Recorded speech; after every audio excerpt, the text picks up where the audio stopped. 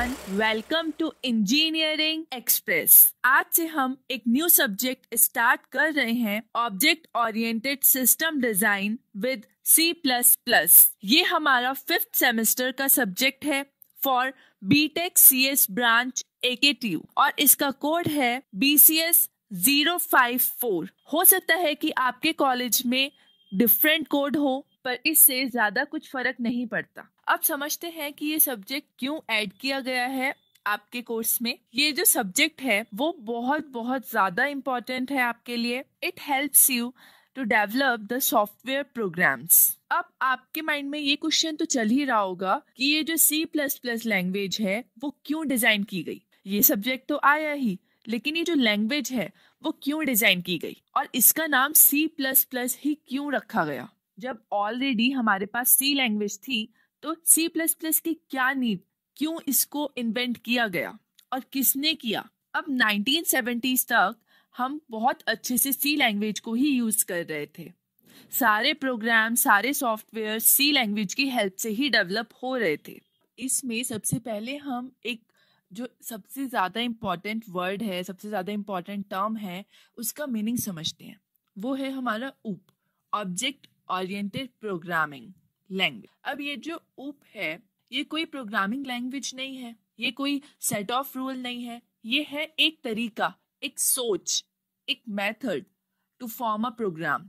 जो हमारे चलते आ रहे ट्रेडिशनल मेथड्स हैं उनकी हेल्प से जो हम प्रोग्राम्स बनाते हैं उनमें जो कॉम्प्लेक्सिटीज आ रही हैं, जो डिफिकल्टीज आ रही हैं, ये जो ऊप है वो उसी को एलिमिनेट करने का ट्राई करता है। अब जो हमारी C लैंग्वेज थी ऑलरेडी, उसमें एक न्यू फीचर ऐड करा बजार्ने स्ट्रूप ने। उन्होंने ऐड करा ऑब्जेक्ट ओरिएंटेड फीचर।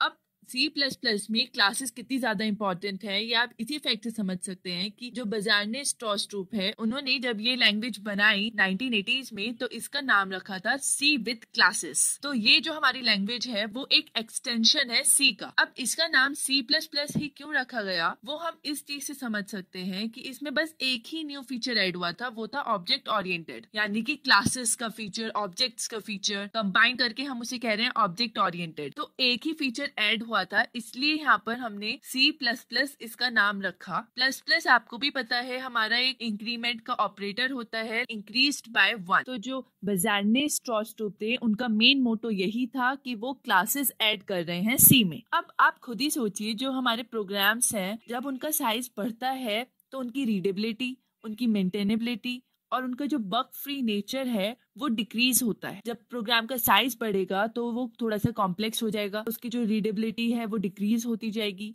उसको मेंटेन करना डिफिकल्ट हो जाएगा, उसमें से बग फाइंड आउट करना डिफिकल्ट हो जाएगा। तो यही जो थी वो मेजर प्रॉब्लम थी C की, और इसी प्रॉब्लम को सॉल्व करने के लिए हम ऑब्जेक्ट ओरिएंटेड फीचर का यूज करते हैं। इसी फीचर को जब हमने C लैंग्वेज में ऐड करा तो उसका नेम हो गया C++। तो बेसिकली हम C++ को super set of C language भी कह सकते हैं।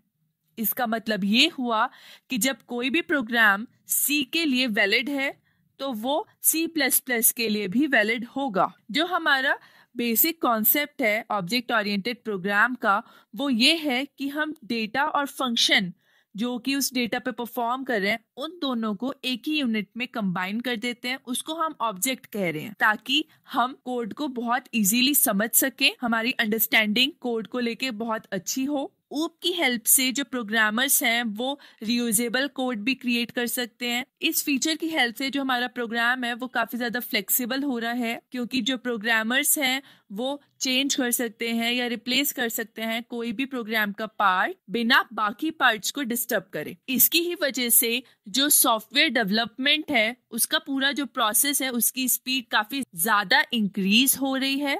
अब देखते हैं सिलेबस ऑफ दिस सब्जेक्ट।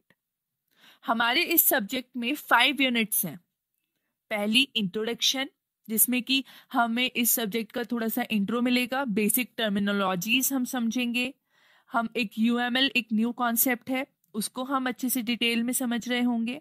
हम मॉडलिंग को अच्छे से डिटेल में समझ रहे होंगे। कुछ हमारे बेसिक टर्म्स हैं जैसे एनकैप्सुलेशन है, क्लास, ऑब्जेक्ट, पॉलीमॉर्फिज्म, इनको हम डिटेल में समझ रहे होंगे। और ऊप्स क्या होता है, ऑब्जेक्ट ओरिएंटेशन क्या होता है, इसको हम अच्छे से समझ रहे होंगे।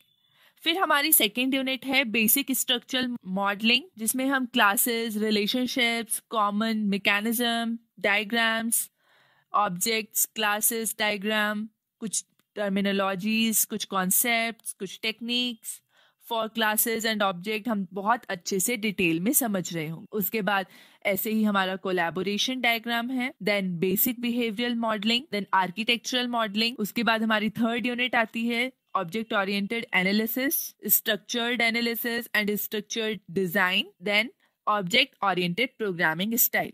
पहली 3 यूनिट हमारी कॉन्सेप्चुअल बेस्ड है। इसमें हम ऑब्जेक्ट ओरिएंटेड प्रोग्रामिंग क्या होता है, उसमें बेसिक टर्मिनोलॉजीज कौन सी हैं, उनकी वर्किंग क्या है, कैसे सब काम कर रहे हैं, उसको हम बहुत अच्छे से डिटेल में समझने वाले हैं। जो हमारी लास्ट 2 यूनिट हैं वो बिल्कुल प्रैक्टिकल बेस्ड है। उसमें मोस्टली हम प्रोग्राम्स करेंगे, जैसे C++ बेसिक्स है, C++ फंक्शंस है। हमारी 4th यूनिट है, उसमें हम प्रोग्राम्स करेंगे। जो हमारी 4th और 5th इन दोनों में ही हम C++ को डिटेल में समझेंगे। हम जो फर्स्ट यूनिट है इंट्रोडक्शन और जो 4th यूनिट है C++ बेसिक्स एंड फंक्शन, उन दोनों यूनिट को हम साथ साथ लेकर चलेंगे, क्योंकि ये दोनों यूनिट इंटरकनेक्टेड है। हमारे फर्स्ट यूनिट में थ्योरी पोर्शन है, कॉन्सेप्ट्स हैं, और 4th यूनिट में उनका इम्प्लीमेंटेशन है। जब तक आप उनको अप्लाई करके नहीं देखोगे, प्रोग्राम्स बना के नहीं देखोगे, उनको यूज नहीं करोगे, तब तक आपको उनकी डीप अंडरस्टैंडिंग नहीं मिलेगी। इसलिए हम इन दोनों यूनिट्स को साथ साथ लेकर चलेंगे। अब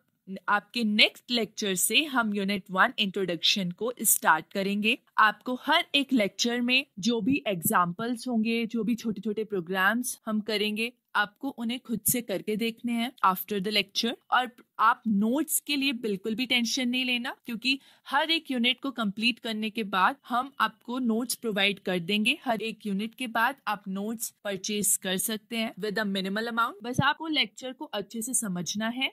आप कॉपी और पेन लेकर बैठना, इसलिए नहीं क्योंकि आपको नोट्स बनाने हैं, बट इसलिए क्योंकि उससे आप एक्टिव रहोगे थ्रू आउट द लेक्चर। आप इंपॉर्टेंट टॉपिक्स लिख सकते हैं, जो भी एग्जाम पॉइंट ऑफ व्यू से हम बताएंगे कि इम्पोर्टेंट है, और आप कुछ भी इम्पोर्टेंट एग्जाम्पल हो या फिर कोई भी इम्पोर्टेंट पॉइंट हो जो नोट्स में ऐड नहीं है बट हम डिस्कस करते हुए एक्सप्लेन करेंगे, तो आप उन पॉइंट्स को अपने शॉर्ट नोट्स में लिख सकते हो। तो आपको रिवीजन करने में बहुत ज्यादा हेल्प मिलेगी। और हर एक यूनिट के बाद एक असाइनमेंट मिलेगा जिसको आपको सॉल्व करके ग्रुप में शेयर करना होगा। ये आपके लिए बहुत इंपॉर्टेंट है फॉर योर एग्जाम्स। इससे आपकी बहुत अच्छे से प्रिपरेशन हो जाएगी। So all the best for your 5th semester. Keep it up everyone, focus on your skills and stay blessed. Like, share and subscribe our channel for further videos of this subject and of other subjects also. Thank you.